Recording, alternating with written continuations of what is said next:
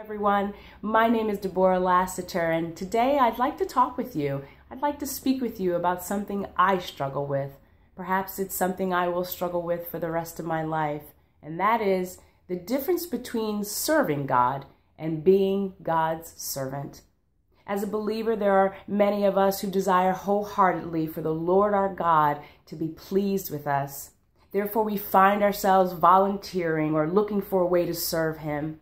Perhaps we have fed the homeless Thanksgiving meals on Thanksgiving Day. We've ushered, taught Sunday school, ministered, sang in the choir, gone on missions trips, or taught a Bible study in a small group. All of these are such wonderful ways to get involved and serve Christ, as well as be His witness. However, when we have chosen the where, the when, and the how long we're going to serve, many times the service becomes more about us than it does about God. Perhaps the initial desire has the ingredients of serving Him, but the requirements and the limitations we might subconsciously or consciously place on the service begins to move away from serving Him sacrificially. When we choose the service, we say things like, I can only usher for an hour. I will only be able to teach the second service of Sunday school. You know what? I actually can't attend Wednesday Bible class because I'm just too busy. And you know what? Come to think of it, on Thanksgiving, I can't feed the homeless because I have family coming in. We say things that create conflicts, and we say things that we're serving the Lord, but in reality, we're actually folding God into our schedule. Please don't misunderstand what I'm trying to convey here. God understands the conflicts. He understands our busy lives. But I am learning and I'm beginning to understand that serving God is not about our convenience.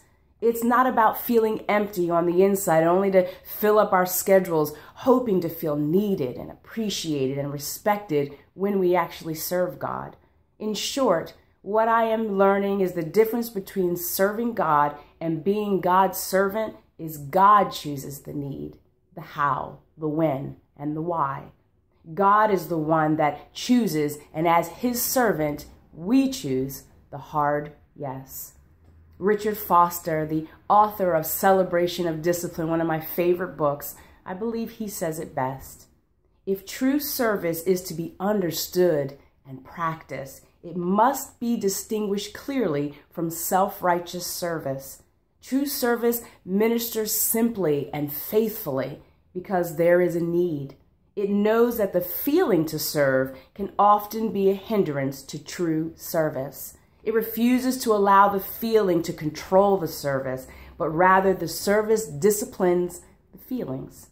True service demands the opportunity to help, delighting only in service, for it can serve enemies as well as friends. I tell you, that sentence alone is just a hard thing to grasp, that true service can service anyone, friends and enemies.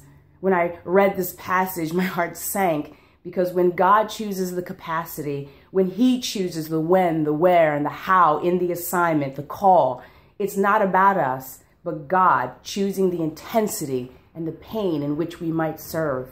The situation that we're called to serve in is not about us, but us saying yes to God as His servant. I wrestle because God is revealing to me that as His servant, I might be filling a need which places me in a circumstance, a situation when I'm not appreciated, I'm not respected, I'm spoken down to, talked about, mistreated, and sometimes even used. Holy Spirit reminded me in the Old Testament when the Israelites' prayers kept coming up before the Lord. And what did God do? He saw a need, and the answer to that need, He sent Moses. Therefore, we must see when we say we are God's servant, we forfeit the limitations we place on service when we choose the how, the where, and when we will serve. As one of God's servants, we allow Him to choose. And like Moses, we must, in His power, His grace, and His mercy, endure all the struggles in which that call requires.